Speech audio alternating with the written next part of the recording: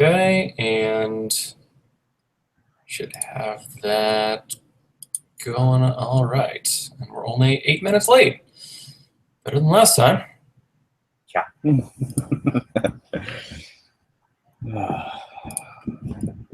Hello, people of the internet. Good. Okay. Well, hopefully we do have a few people going. Sorry, folks, if anyone is watching. A few technical troubles on our end. Gotta love it. That's the internet for you. Well, we got chat open at least. Okay, yes, chat can see us. That is the important thing. We're good to go. So, okay. Thank you for being extremely patient with us again, as you guys have proven time and time again.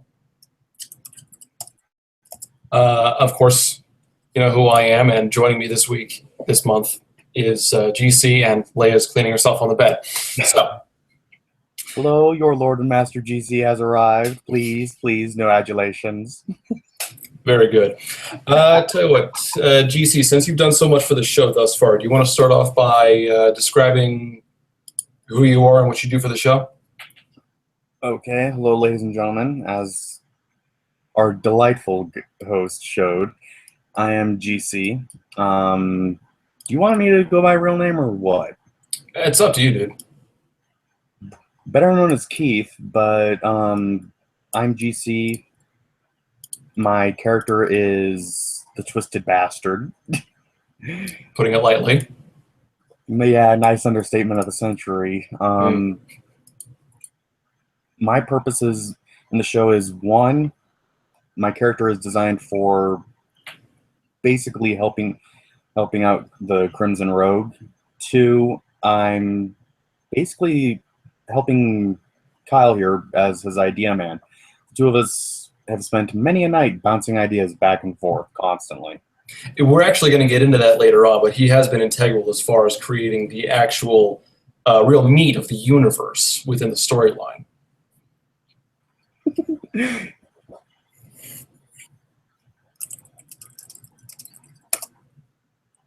Sorry, I'm still setting a few things up here behind the scenes, but that my purpose is also to fuck around on the scenes where I show up and see if I can get him to rage quit.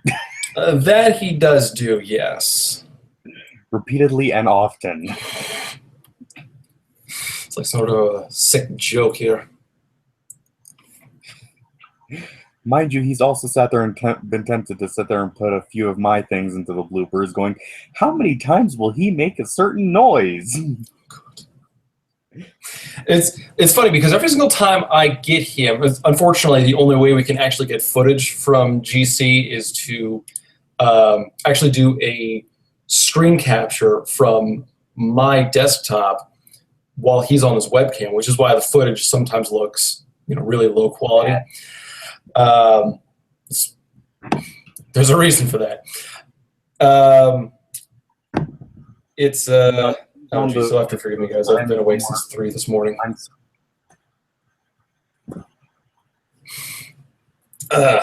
Yay! Break into the caffeine. As I was saying, the reason for that is because he's on the East Coast. I'm somewhere in the Midwest United States. That should explain it all. He's a Mormon. Hell no, I'm not. He's in Utah. He's a Mormon. I am one of the 18 people that is not Mormon in Utah. Anyway, should we get along with the initial start here with the feedback of the Harry Potter? Oh, there's just remember, I have my eye on you. That's his favorite necklace in the world. Anyway, so the Harry Potter review.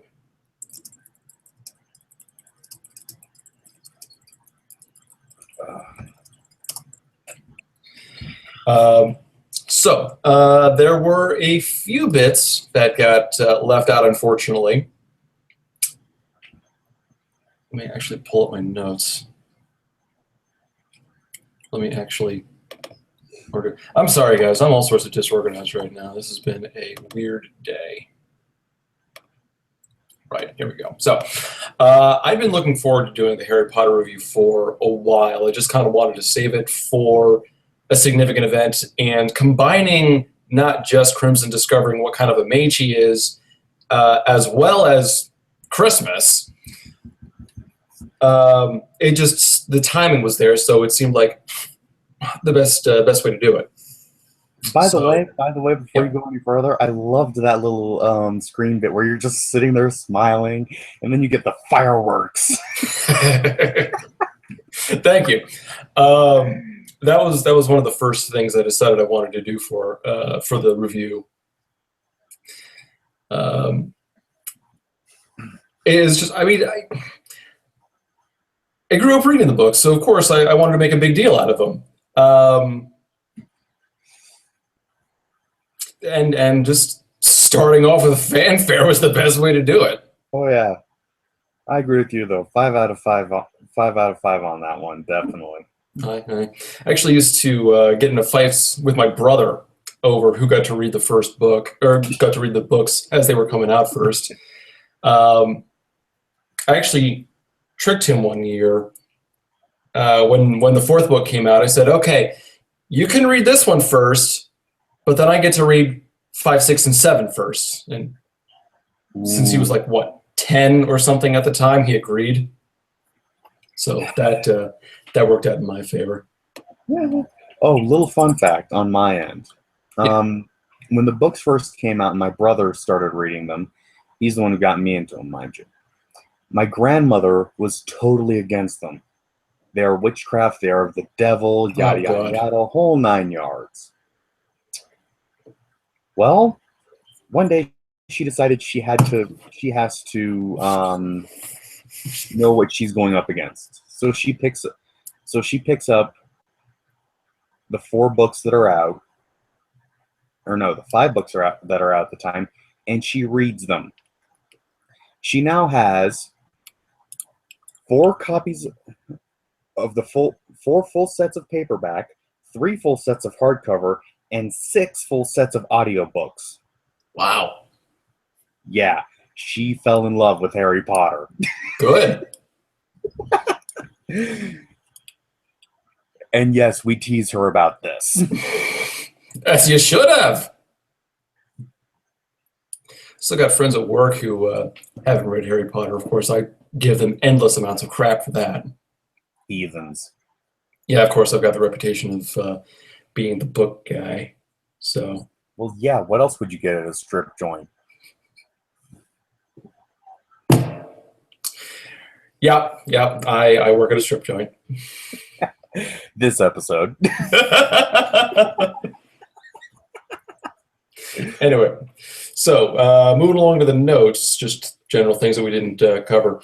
There were a whole bunch of notes and jokes and things that I came up with for this one, that many of which I had to cut either because of time or because it wasn't as funny as I would have liked. One of the things, actually Slade suggested this one, was there's that line early on where Hagrid says, "You're a wizard, Harry."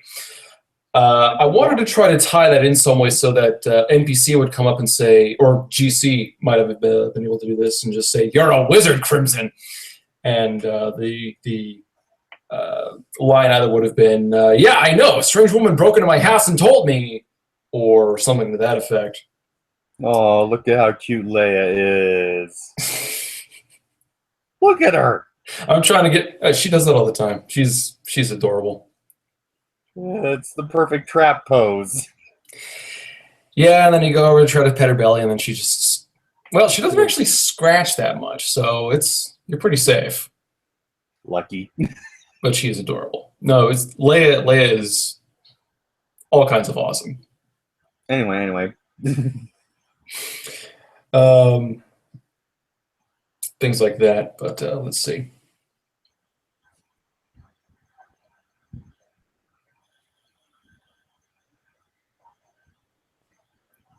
Actually, I got somewhat, well, one of the jokes that I really like writing was the Yale acceptance letter joke, because I had to play around with the footage differently than I normally did. For a quick reference, it's just Crimson says, "I wish it was that easy to get into an elite school." A letter gets thrown on my chest. I open it up, and it's an acceptance letter from the Yale School of Management. And then I just crumble that up and say, "I said an elite school." Well, someone who, one of the fans of the show apparently went to Yale and said that that was absolutely hilarious. So I was rather amused by that in the comments. Ladies and gentlemen, Crimson Rogue's jokes, now Yale approved. Yeah, there we go. Ian, we'll get to that later on. He's just asking who's the bad guy at the start of the storyline. But if I tell you now, it's not gonna later on. We're not telling you that. Anyway. Oh, you know what, Kyle, I'll tell him. Who's the bad guy? He's the bad guy. Very succinct, sir. Hey. Anyway. So there were some other things that I felt that the movie didn't do as well as it could have. Case in point, when they're in the train station on platform 9 3/4, and you have the Weasleys going through the pillar. Oh, they're just running up and they're just going through it. Something I didn't really get around to pointing out was that in the book, every time they do that, there was this crowd of people. It's like an illusion that would just disperse, crowd around the pillar to hide the fact that wizards are running straight into a brick wall. And yeah, for some reason the movie didn't feel the need to include that. The one thing I did love, and this is from Dame Maggie Smith herself, is that little line she improvised right at the end of the troll scene. 10 points shall be awarded each. For sheer dumb luck. Oh, that was improvised. I didn't know that. That was improvised. J.K. Rowling was actually on the set that day. Started busting up laughing and said flat out, "I wish I had written that in the book." Nice. That's always fun when we can do that. I will give Dame Maggie Smith this, and yes, I'm going into the movies far, far down the line. They couldn't have found a better character for McGonagall. They couldn't have found a better actress. She was that part. It worked so damn well for her. Even though most of the time I see her, I think of the Reverend Mother from Sister Act. I need to go back and I need to watch that movie again. It was a good movie. Very much so. Anyway, back to the review. Yeah. Well, one of the criticisms that I actually got from a few people on the review, and this is a fair criticism, was that I didn't spend enough time really differentiating between the book and the movie.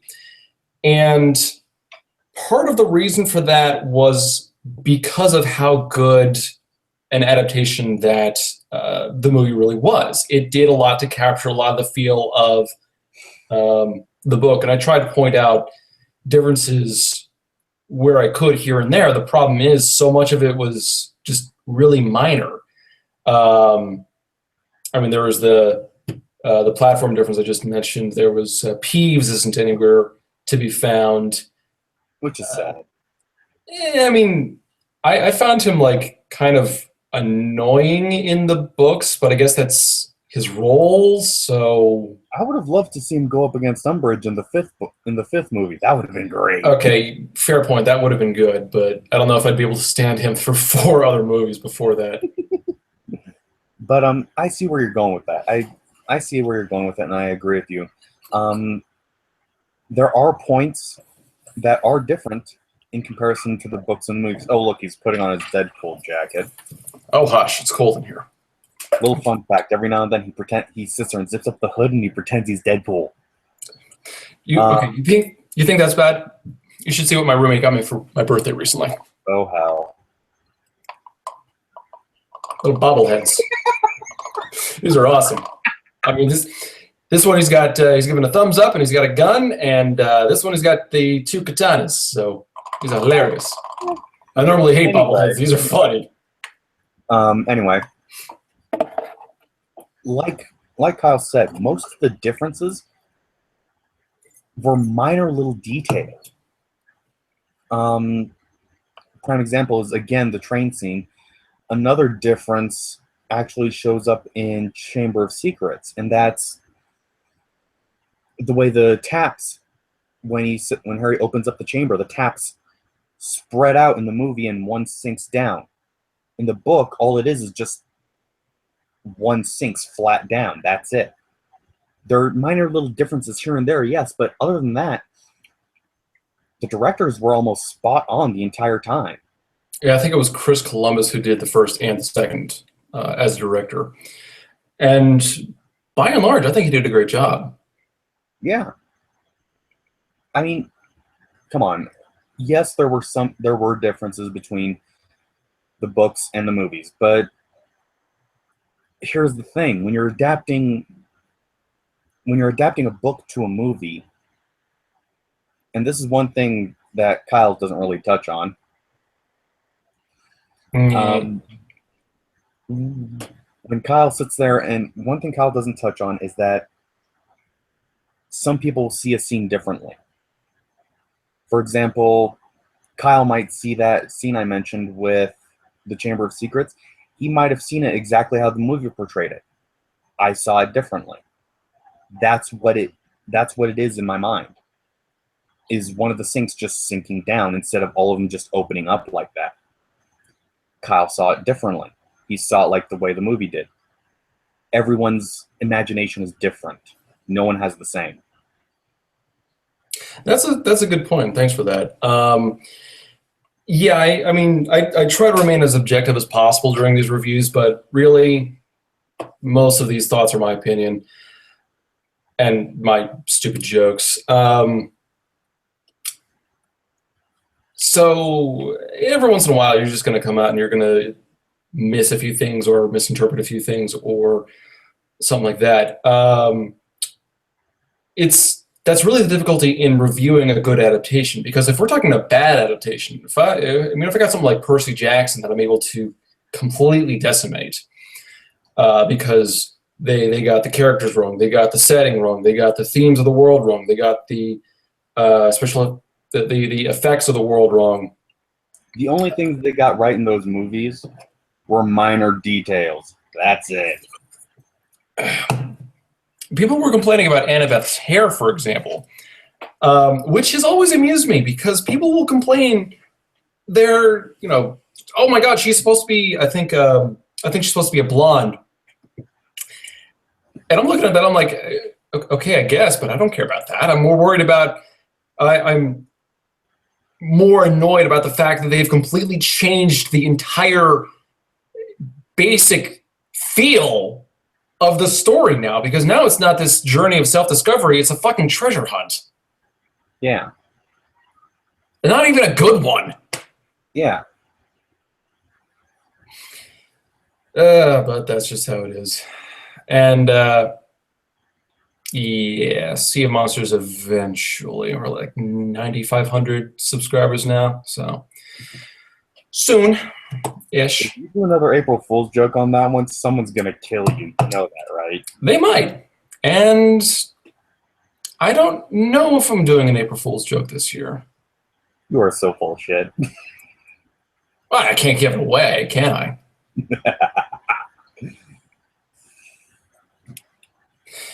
But still, let's see what else we got here. I suppose going back to the Harry Potter review. I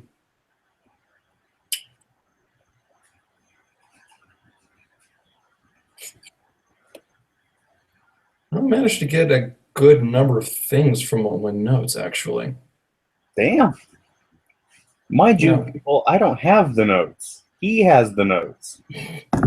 I don't even have a copy of the notes. You got a portion of the script. Oh, that's right.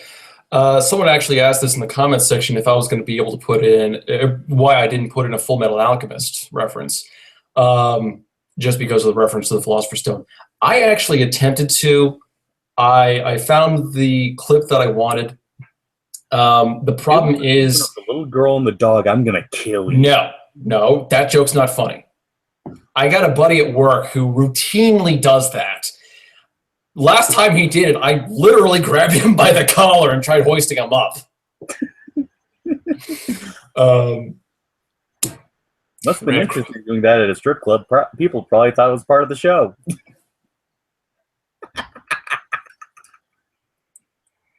How did I forget that already?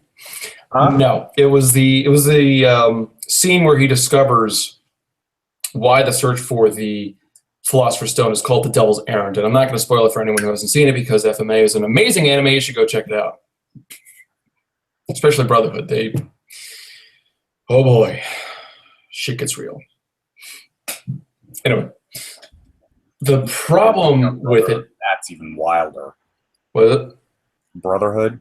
Oh yeah, I wilder. Love that series. That was fucking awesome.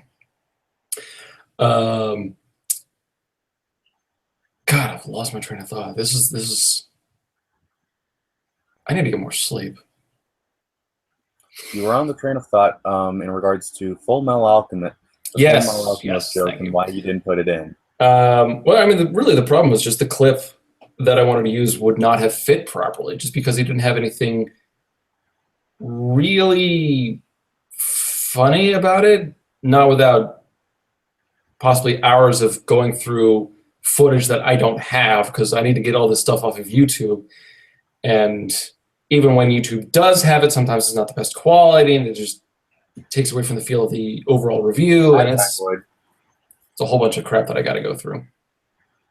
Yes, ladies and gentlemen, this is my cat. And what's your cat's name? My cat's name is Typhoid Mary.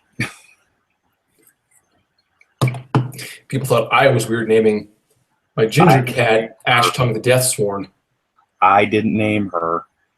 My sister did. Mind you, my sister has since moved out, and she has her own cat named. She has this habit of naming her cats after diseases. For example, her new cat is named Poliosis.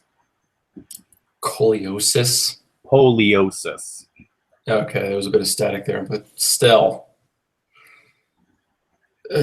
He goes by Leo for short. My next cat is going to be named Sammy the Solipsist. That's all I'm saying. Really? Yes. It makes perfect sense when you look at the mentality that cats are supposed to have. How the world centers around them, right?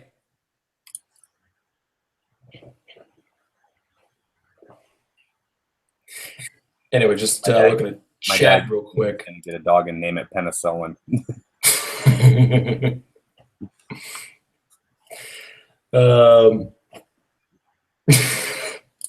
Just going through chat here. Chekhov's gun is a number of things. You could call it a foreshadowing technique. It's more of a literary technique overall, just in the idea of how you use the information as it's presented and not overloading the reader or, well, in this case, reader, with too much unnecessary information. For example, if you read through the first book, you'll actually find little hints and clues that actually are in the 7th book and are resolved in book 7. Like Kyle said, Rowling is a master of Chekhov's gun. Oh, yes. To be able to literally be able to sit there and set up something in book 1 and have it come to fruition in book 7, that's impressive. That's why I'm trying to do the same thing with my own work, not just in the novel that I haven't finished. Someday I'll get that done, but also the storyline. which you guys haven't even realized yet, but you've already seen clues as to stuff that's going to be happening in season 5. I know some of these clues. Yeah, well. Mainly because I helped create them. Yeah, it kind of gives you an edge. Oh, and someone loves Microgod. Thank you for loving Microgod. Very hard in that book. It was a good story. Microgod was a good story. I'm waiting for the sequel, you fucker. Yeah, I need to touch up the sequel. Problem is, a lot of it requires research on World War I medicine. Yes, I'm going to be doing Chamber of Secrets eventually. I don't know when. Next couple of months are booked solid, though. But anyway, so I think we're pretty much getting ourselves distracted from all things Harry Potter. So should we move on to the storyline universe? Now for the fun part. This is the part I don't actually have to refer to any notes about. So, yes. So, a lot of this actually has to do with how GC and I met. Dude, do you want to tell that story or should I? I got it. GC's character is actually very, very interesting. Like I said, originally he was supposed to be a big character, but that didn't exactly work. This is what happened is Kyle needed someone for a part in the Green Lantern review. He asked me, and I said, yeah, sure. He gave me the character, and the character just flew out the window. The original character just out the window. And I kind of took control. This is what happens when you sit there and let your friends become the character. Well, go ahead. Go ahead. Well, I was going to say, GC and I had met more sort of through fan fiction. Actually, this is where it gets really nerdy. So, way back in college, I was writing a fan fiction for Final Fantasy IX, and he started leaving reviews on my chapters. Found out that he was writing his own story, so I started leaving reviews on his chapter. We started going back and forth critiquing each other's work. And mind you, my very first review on his was in chapter 15 of book 1. Okay? Well, consider we got to book 4. That's a long time, dude. Yeah, I know. In that time, I started leaving longer and longer reviews. I actually counted not only here, but also on Facebook, where he actually had a account for the character itself. In that time, I have left 53 death threats against him. I counted. He's not kidding. That's probably accurate. It is accurate. I counted. There were 53 death threats, mainly because of all his damn cliffhangers. I love using cliffhangers to end my chapters.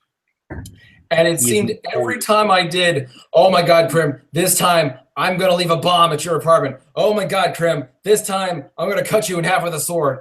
Every time it was. No, my personal favorite was I was going to carve you open with a spork and then salt the wound. Oh, good times.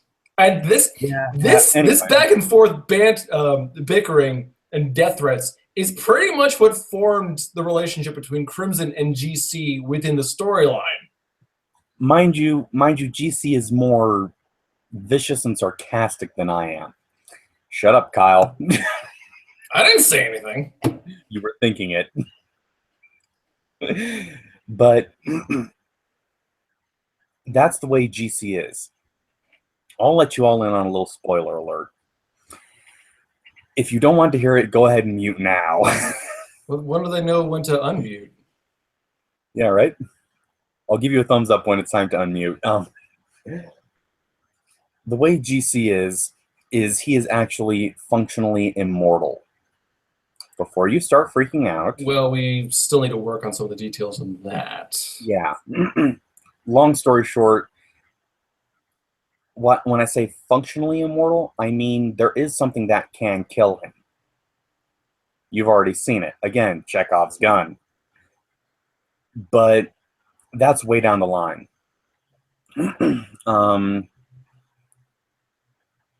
When GC met Krim, it was actually in college. The two of them hated each other. The more they interacted and insulted and harassed each other, that enmity slowly became a friendship.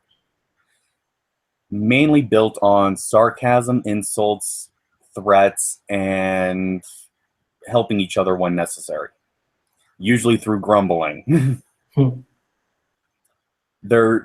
One of the standing jokes is that the two of them are constantly trying to get more and more blackmail on each other. And one of the scenes that me and him have kind of just played around with is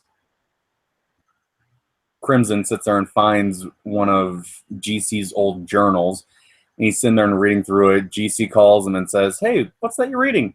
"Oh, just one of your old journals." I wonder what the council would say if they ever found out about this time you had in a brothel in France. "What do you want?" Another scene is GC looking at Crimson and saying, "So, I remember back in college there was this incident that involved 3 dozen eggs, 2 bananas, and a miniskirt. You swore you would never talk about that again, GC." Scenes to be written. Yeah, right. Mainly the friendship between two of them is kind of like ours. It's composed of a lot of banter and bickering. GC, are we going to go into deep spoiler territory? Let's avoid deep spoilers for now. Why don't we just go onto the the background of the universe, like the council itself. Okay. By the way, spoiler alert is done. I don't think anyone actually muted. We only have 19 viewers right now. I know. You may have cost us a few with that. Huh? You may have cost us a few viewers with that. Nah. What do I care? The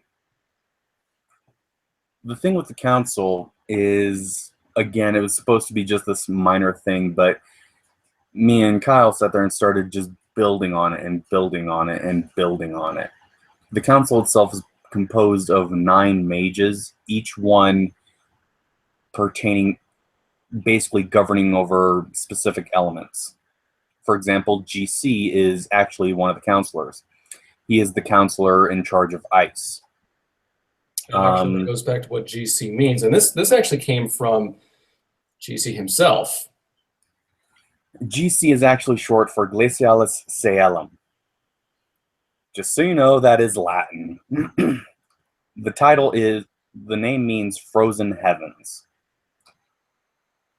So we have ideas for how to use this when I get a little more talented with the special effects. Yeah.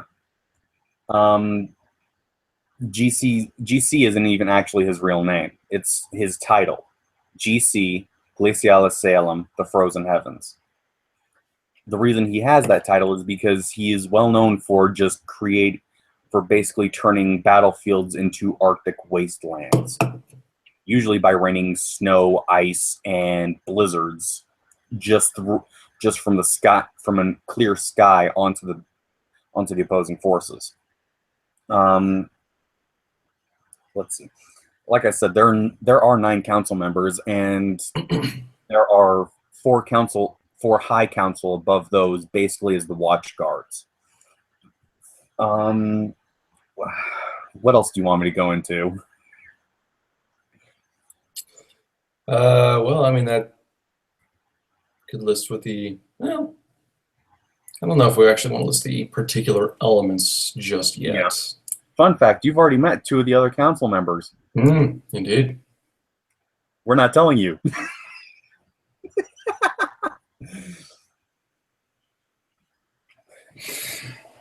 But it's fun to let them guess.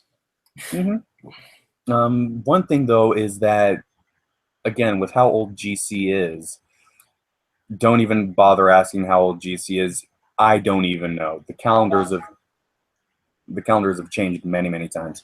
I'll be back. I am being called for. Cool. Yeah, so we have we got people who are trying to go through theories in the chat here. So quick side note, someone had mentioned so many questions, it's hard to go through. I have not read the, I'm not going to pronounce this right, Gun Saga, but someone had mentioned NPC's Kitchen. Actually spent earlier today filming the next episode, which is why my hair looks like this right now. I spent like 4 hours in a baseball cap.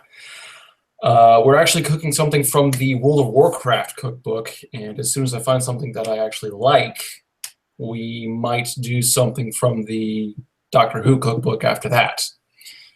But I also have the Shire cookbook and what's the other one? Game of Thrones cookbook that I'm gonna go through.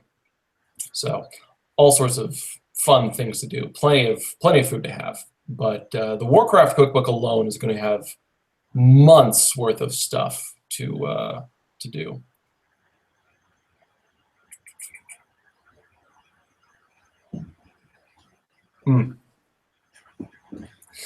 I'll be back. Actually, there is a recipe for custard and fish fingers. So I might do that one just to be a bastard. Just so we're all aware, I'm going on a food run for dinner. I'll be back. Oh, what's your ETA?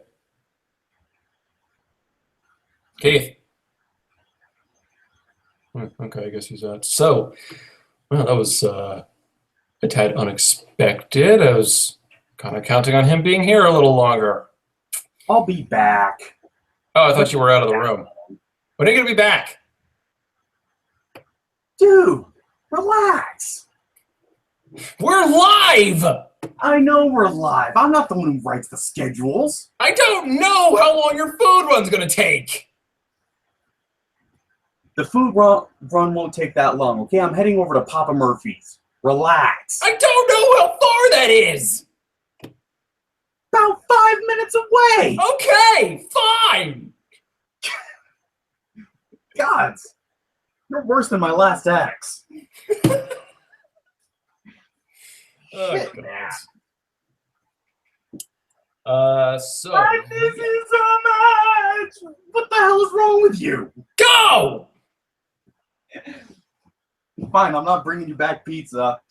I already had pizza. Go!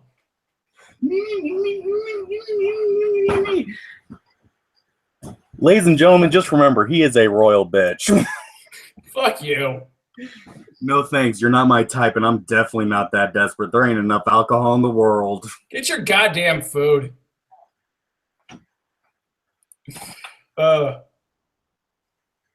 It's like that every single time we try to film something. Anyway, so I guess we'll just move on to the Q&A section a little earlier than planned.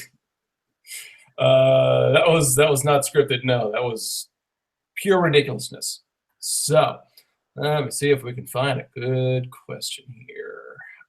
Someone had mentioned, there we go. Guy trying to kill Crimson. I assume you're talking about Rain. If he's wearing a White Lantern ring, does that cancel out the Black ring? No, and we're actually going to be getting into more detail about that. Okay, I'll get to the review in a second. We will actually be answering a bit more of that in either this season or the next one. But there's going to be, we're going to be learning a little bit more about Crimson's powers this season, and then the overarching conspiracy against him in the next season. It's going to be a lot of fun, I think. Of course, I'm biased as hell. Let's see. Okay, the big reveal. Got to move my camera for this. Hold on. For next month, and I'm actually looking forward to this one, is going to be Alice in Wonderland, and we are reviewing the Johnny Depp Tim Burton version for the movie. Now, the reason I'm looking forward to this one so well, not just because this is actually a much better book than I thought it was going to be, was because I have the annotated version. So I get all these little notes of things that you might not otherwise expect. I mean, some things you would think would be obvious, like the multiple drug references, but now I get to understand how they're drug references and how Lewis Carroll saw them and where they really fit in. Case in point, that initial moment where Alice falls into Wonderland and she has the glass that says "drink me" and the cake that says "eat me." A lot of the initial drug references come from that scene, just because Carol was initially informed that taking mushrooms apparently caused feelings of distortions and displacement, things that felt very much like you're growing or shrinking. So we'll have plenty to say with that. Let's see, moving on.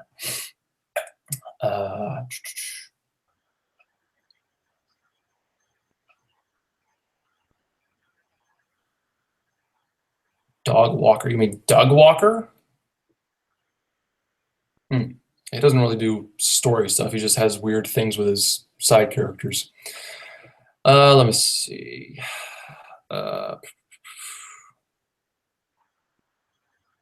Top 5 book to film adaptations I refuse to make an episode out of. I've actually answered this once before with the 5,000 subscriber Q&A special that I did a while back.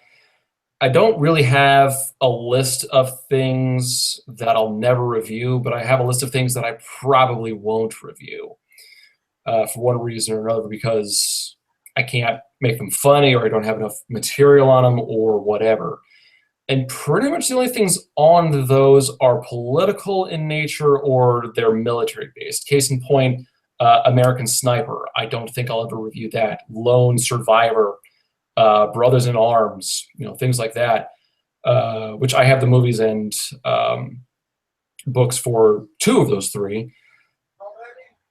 But I mean, I personally have too much respect for the military, and I wouldn't feel right making jokes over things like that.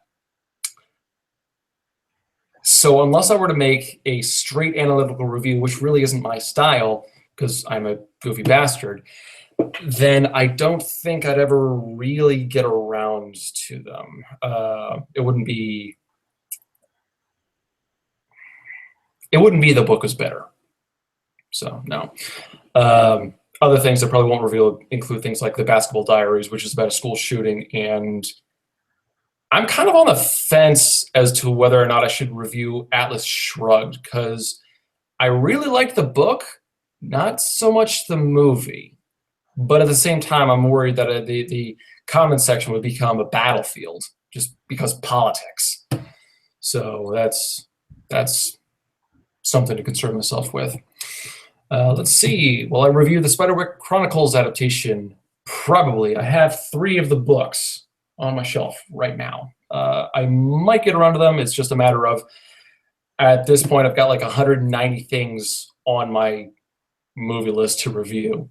So a doozy for the Crimson Library. Okay, Patrick, what is your recommendation? I mean, if it sucks, I will add it to my list right now. If I can find it. There it is. I'm gonna let him get to that in a moment. Let's see. Am I doing an anime?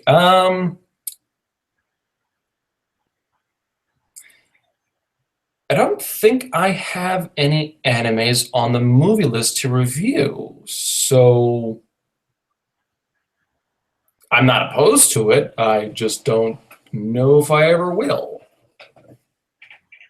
I mean, if there's something that I can dig into, then quite possibly, but who knows? Let's see. Will I ever review Ella Enchanted, Series of Unfortunate Events, or Guardians of Ga'Hoole? Yes, and probably. Or Probably yes and yes. Ella Enchanted. I mean, I've not read the book to Ella Enchanted, and I've only seen a few things in the movie. Not my type of movie, so I don't know how well that's going to go over. Series of Unfortunate Events. I've only read the first 2 books. They were pretty good. I liked them. Definitely looking forward to the series coming out on Netflix, if only to watch Neil Patrick Harris be awesome as Count Olaf. Guardians of Ga'Hoole, I know nothing about it except it involves owls somehow. So I'll do that one. I'll probably do all those eventually. It's, again, not like 190 things on my to review list. Let's see. Oh, someone just wants to be noticed. Hello, Lauren Johansson. Any advice for inspiration for world building? Oh, wait, sorry. Do I have any advice on looking for inspiration for world building? Yes, Google. Anyway, that's not the answer you wanted.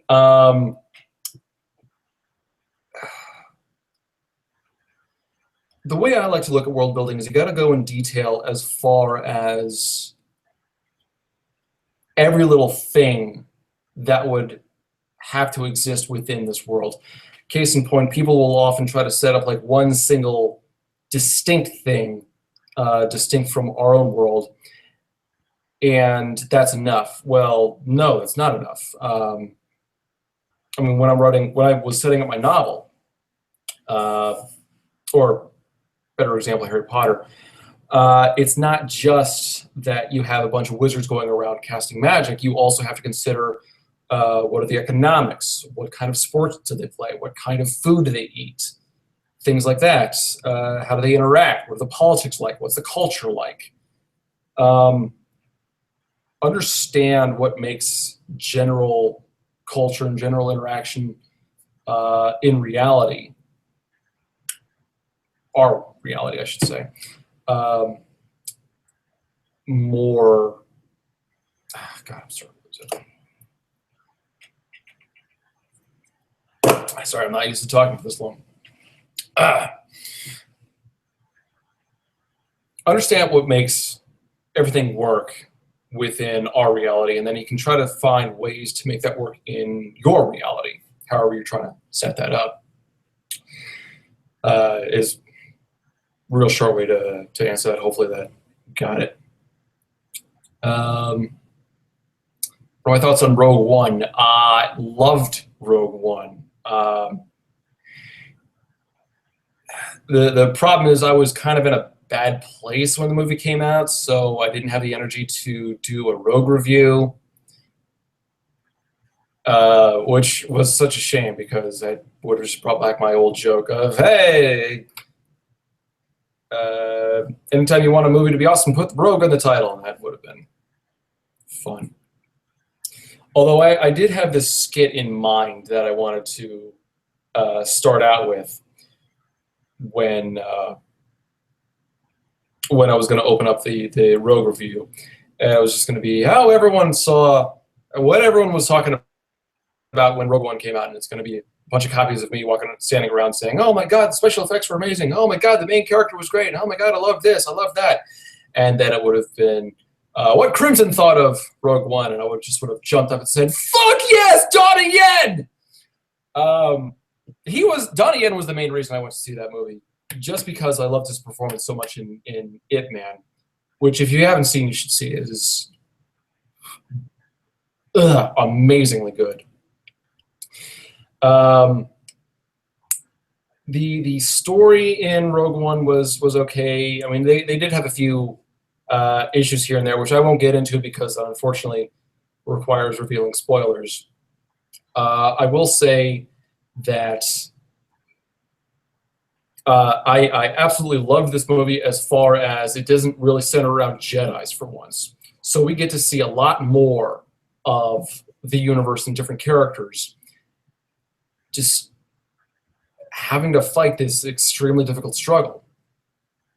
And Donnie Yen is awesome. So that was amazing. Moving on. Let's see. Have I considered making a Battlefield Earth special? Eventually. I'm not sure when I'm going to get to it, though. So, maybe. What are my thoughts on the other Disney version, the animated version of Alice in Wonderland? I have not seen that movie in years, so I don't really have a firm opinion on it. But from what I can recall, it is a far more loyal adaptation to the book than Tim Burton's movie. And that's not to say that Tim Burton's version is bad. There are a lot of elements that are actually pretty good. A lot of them are really subtle. Case in point, there are these rocking horse flies that go that fly about early on in the movie, which are from the book. I mean, it's a subtle touch. It shows that they were paying at least some degree of attention to the source material. So I'm conflicted on this one, honestly. Normally, things are, okay, here's how I feel in the book, here's how I feel in the movie. Adaptation, they get a 3, they get a 4, they get a 2, they get a whatever. This one, they get so many things right, but at the same time, so many things wrong. So I don't know. I think it's just going to be a 3 on the adaptation just because of the balance. It's like the mistakes kind of counter to the victories, for lack of a better word. Geez, let's see. Have I played Skyrim? Okay. When Skyrim came out, I took a week off of work just to get that all out of my system, because if I didn't, I would come home every day, shove my roommate out of the way, and sit in front of the TV for hours. I had to burn myself out. Otherwise, I would obsess about it routinely. Yes, Leia's still being adorable. Fortunately, my plan worked, and by the end of it, I was like, yeah, okay, I think I'll take a break from this game for a while. But Skyrim is awesome. Yes, we actually do have another game movie with NPC coming up in a couple of months. Look forward to that one. Jurassic Park. We are going to get to Jurassic Park this year. Lost World, I doubt it. Let's see. Death Note. Awesome anime. Really enjoyed it. They kind of rushed the second half, but it's still not too bad. What are my thoughts on The Walking Dead? I have not seen past season 2. I know, I'm so far behind. So you got all this stuff going on in this show, and I have absolutely no idea what any of it is. Where the hell is GC? Let's see. Yes, eventually I am going to be doing a more direct review of Assassin's Creed. Good God, did they screw that up? There are so many bloody mistakes. The fact that they didn't even focus that much on the assassin, he's like only in 3 or 4 scenes. It's just, absurd. God, everyone wants to know I'm going to be reviewing. Yes, we do have plans for 50 Shades of Grey. We're saving that one for later. See what I mean? Eventually. We are going to get to the rest of the Harry Potter books and movies. Oh, hold on. Someone else wants to start reviewing books and movies and comics themselves. Okay, so Cactus Moon Boots. Here's my advice. Try to stand out with some degree of personality. That's actually something that I got directly from the Nostalgia Critic, and it is absolutely true. Anyone can sit down in front of a camera and try to be funny and fail, or try to be analytical and fail. If you're not able to really stand out in any, well, not necessarily just standing out. It's all about stage presence. You need to be able to hold the audience's attention for long enough for them to sit through the entire review. God damn it, Tina. I'll get to that in a second. Work is going to suck tomorrow. I'm going to get like 5 hours of sleep again. So, where was I? This is why I need a second person, because otherwise I start to lose my train of thought and I go insane. I think I was talking about characters or something. Anyway, t-shirts. So we're coming up with designs for t-shirts now, and something that we wanted to ask you guys directly is, what is the general thought on t-shirts? Would you guys be in the market for some were we to come up with them? Because right now what we have to do is we need to try to do we've done a cost benefit analysis of everything through different companies that we can be using, and the best way to set them up right now is if we place a large order with an online company. The problem is we would need to sell X number of shirts before any of them could be made. So if there's enough interest, we can do a larger order, which means we save more money. Otherwise, we're going to have to go with something small, like 20 shirts. And even then, it's going to be broken up between smalls, mediums, larges, extra larges, things like that. So, just write what your thoughts are in chat. We'll try to get around to that. Let's see. Will rain die? Not going to tell you that one. That one you're going to have to wait for later on. Which fictional character would I want to sword fight?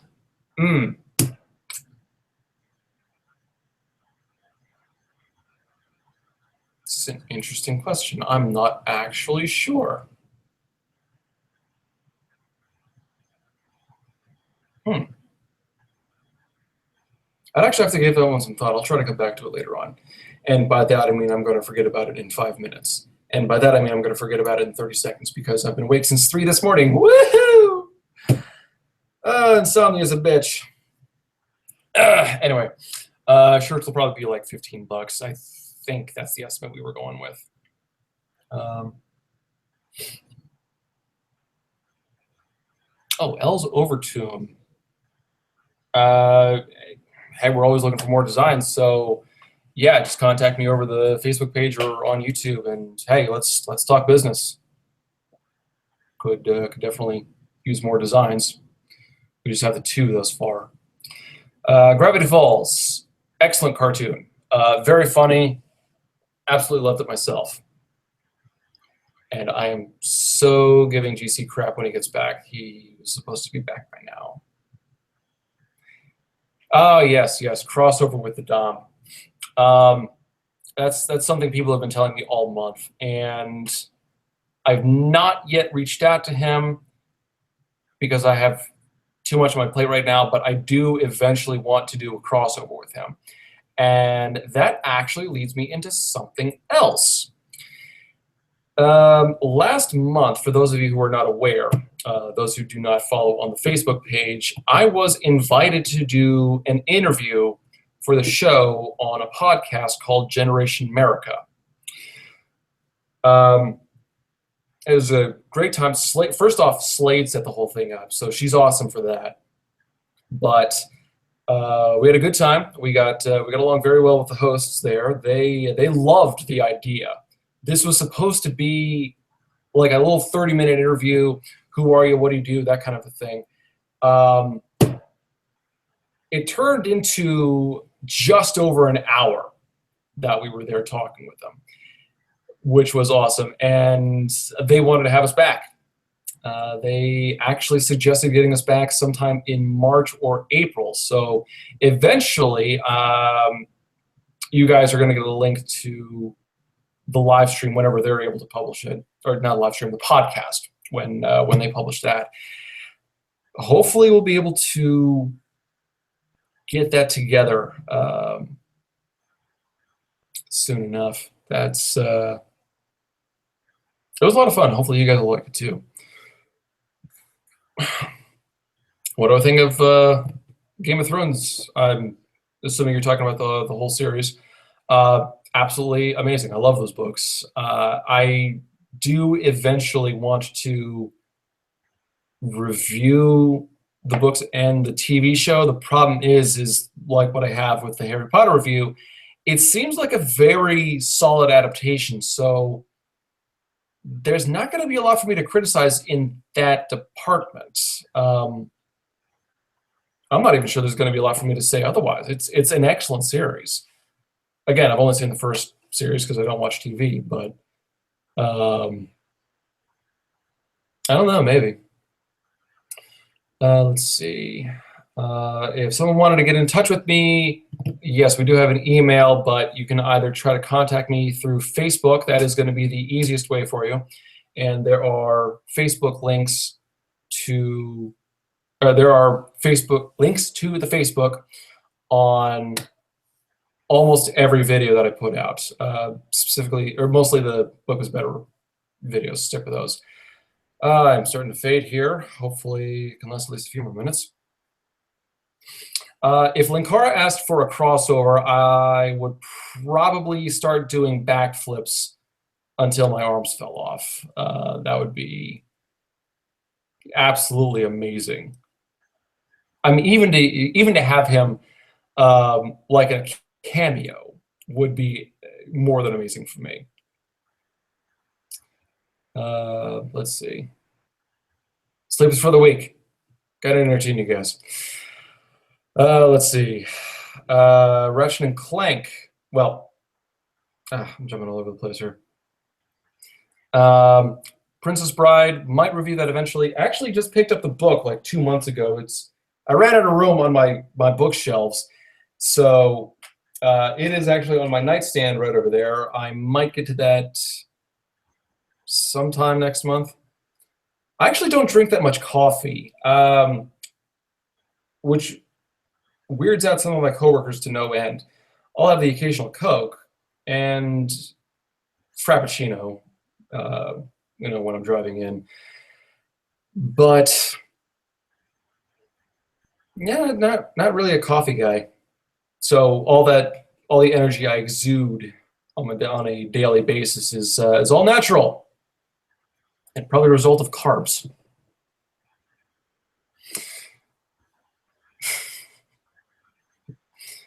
Oh, someone thinks the NPC is going to die. Okay. Well, yeah. Let's see. Okay. You know what? It is actually getting late enough, so I think I'm going to call it after one more question. Dan, why have you been waiting to ask me that for forever? I've never even seen Gilmore Girls.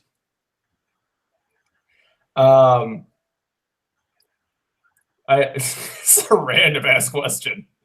No, I've never seen Gilmore Girls. I have no real opinions on it one way or another. So that's a thing. Let's see.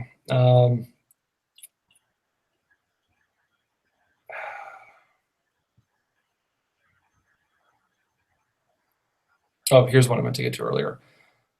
What advice would I give for writing characters, making them interesting, and making them feel like real people? Give them flaws. Give them real flaws. Make them human that way. As far as making them, that'll make them relatable. As far as making them interesting, you've got a couple of different techniques. Either give them something, a trait or a personality or set of abilities that are so unique that they stand out, and you can't help but gravitate towards them. You know, characters like Batman, or make them comedic. like the Flash. I don't know why I'm thinking DC characters right now, but if you're able to get a character and put him in situations where he is genuinely comedic, that character will get so much attention. Case in point, the Flash, Tyrion Lancaster.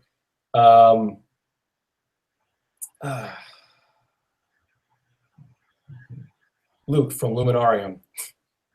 You don't know what that one is. That's my novel. Anyway, scale of 1 to 10. How awesome are kitties? Depends on the kitty. My kitties are 12s because my kitties are that awesome. Isn't that right, Fuzzbutt? Anyway, so hopefully that answered your questions. Yes, there are going to be new characters for the show. We're bringing Finn back shortly. He should be back in the next episode, actually. And Finn is going to be a more impressive character. Slade is also getting a bigger part later on in the series. Of course, we've got the villains. The currently nameless man in black suit, whose name we've decided to go with Jeff Flanagan. And then the villain Strife.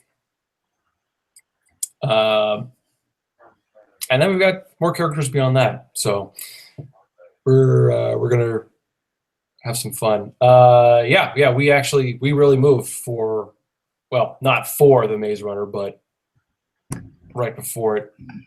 There you are. Again, you're acting like my ex. You said 5 minutes.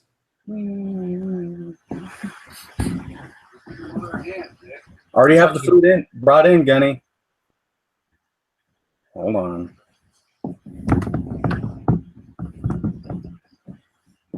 My hero. See, shit like this is why I don't get enough sleep. The fact that I don't have like bags on us. Do I like Lovecraft? Okay, hold on. I gotta show this off real quick.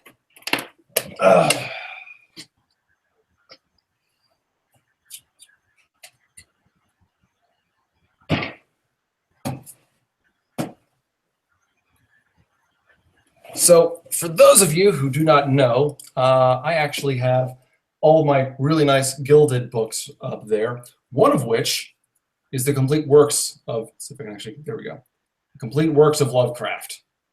Well, fiction, but yeah. I haven't even taken this out of the shrink wrap because my plan for not just this book, but all of those books are to one day have a grand, big-ass library somewhere in my house, and this is going under one of those protective display cases.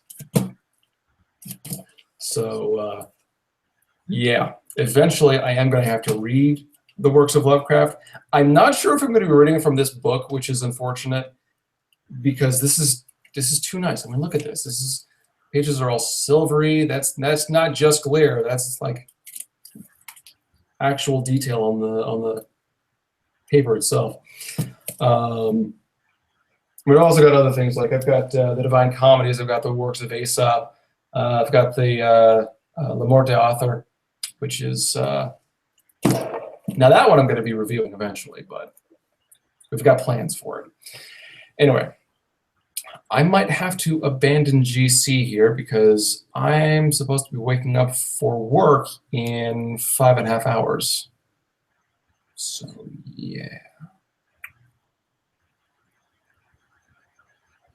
How does it take that long to get food?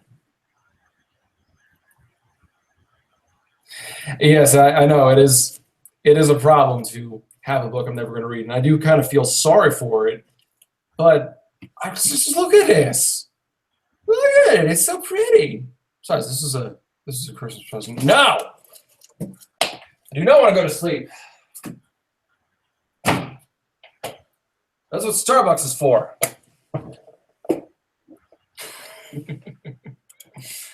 I might read the rest of the John Carter books, but yeah. No more movies, so probably not going to show up in the review show. Or, you know, it's screw GC. He had his chance.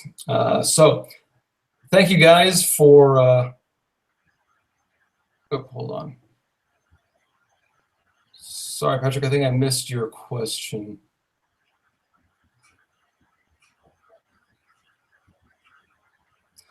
Tell you what, Mr. Bateman, go on the Facebook and message me that way. I will try to answer your question after that, just in case I didn't get your question beforehand. All right, so thank you very much for tuning in, everybody. I'm going to go pass out.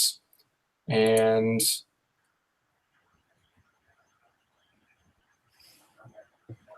yeah, that's my closer. Leia's adorable. Thanks, guys. Later.